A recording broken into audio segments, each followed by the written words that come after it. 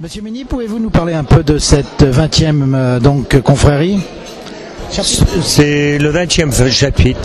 Ça veut dire que la Constitution s'est faite en 90, mais réellement notre premier chapitre a eu lieu en novembre 91, toujours le dernier samedi de novembre.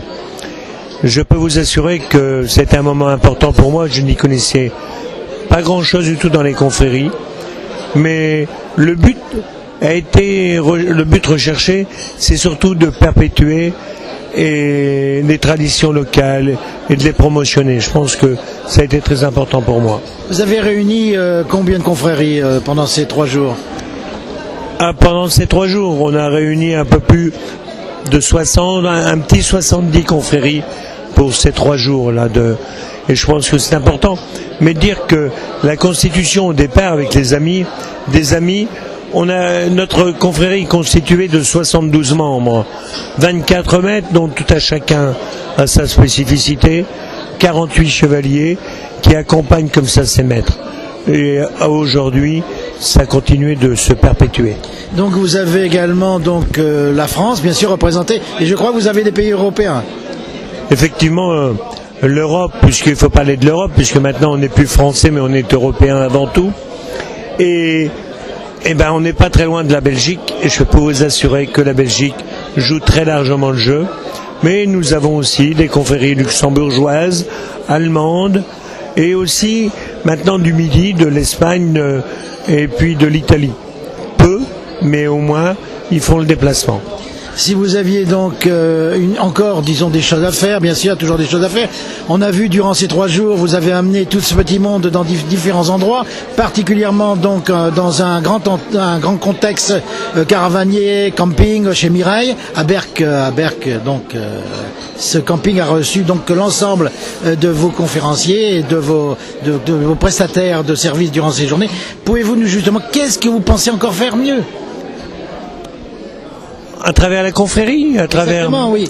Alors, à travers la confrérie, je pense que plus on en parle, et surtout dans une région comme le Nord-Pas-de-Calais et la côte d'Opale, qui était complètement délaissée et tout cela, on disait, bah oui, c'est le Grand Nord, c'est le grand froid, c'est les icebergs qui passent au large.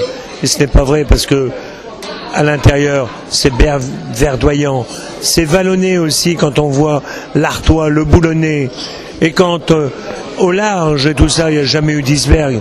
Par contre, c'est une des régions les plus poissonneuses qui peut exister au monde. Donc, si vous aviez une conclusion, Monsieur Mini, et nous dire, est-ce qu'il y a quelque chose de prévu d'autre dans l'année prochaine, en 2011? Alors, en 2011, oui, parce que mon souhait, c'est de faire un grand rassemblement des confréries. Une confrérie représente une tradition, une tradition locale d'une région. Aujourd'hui, on essaye de mettre tout dans le même panier, je dirais, dans le même moule. Et ça m'agace énormément. Quand on voit les évolutions de notre société, naturellement, il faut évoluer. Mais aujourd'hui, ça évolue tellement vite et on perd un peu nos repères. Et ça, c'est un peu malheureux. Et je pense que grâce à travers les confréries, de conserver un peu ces traditions, je pense que c'est extraordinaire. Donc, vos projets pour 2011 ? C'est de rassembler toutes ces confréries le 8, 9 et 10 avril à Gravelines, le premier carrefour des confréries.